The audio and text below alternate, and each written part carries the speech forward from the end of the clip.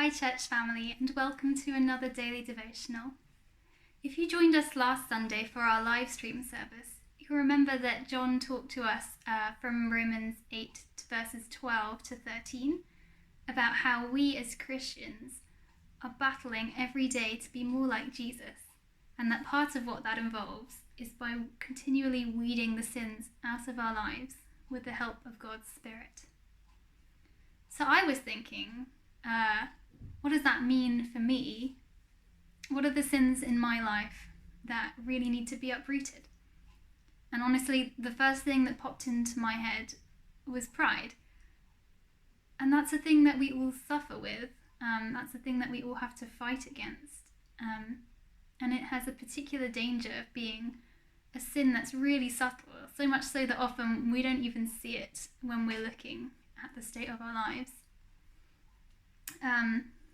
So what can we do about it? How can we be fighting our pride? How can we be fighting to be more humble?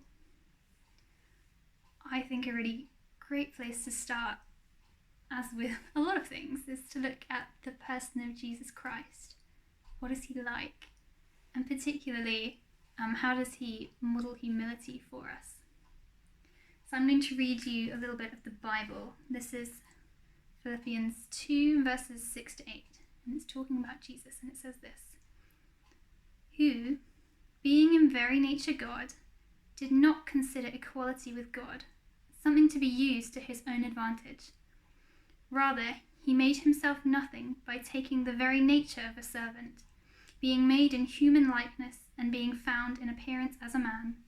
He humbled himself by becoming obedient to death, even death on a cross. Here we see that Jesus really is the ultimate example of living humbly, and we see him do this in the following ways: that although he is God, he made himself nothing, and he takes the form of a mere human being, and he willingly dies a really horrible, painful and humiliating death on a cross. I don't think any of us can claim to have ever been anywhere near as humble as that. In a minute, I'm going to sing the song Light of the World, which I'm sure most of you are familiar with. It reminds us of some of the characteristics and works of Jesus Christ, and it particularly highlights Jesus' humility at the beginning, where it talks about the light of the world coming down into the darkness. And also in verse 2, where it talks about Jesus coming to the world that he created. The chorus then encourages us how we can respond appropriately to that, which is in worship. And I like to read the first 3 lines of the chorus with a few added words to really emphasize to me how great God is compared to myself. So I read it like this: here I am to worship God and not me. Here I am to bow down to you, God, and not to me. Here I am to say that you're my God, your God, and not me.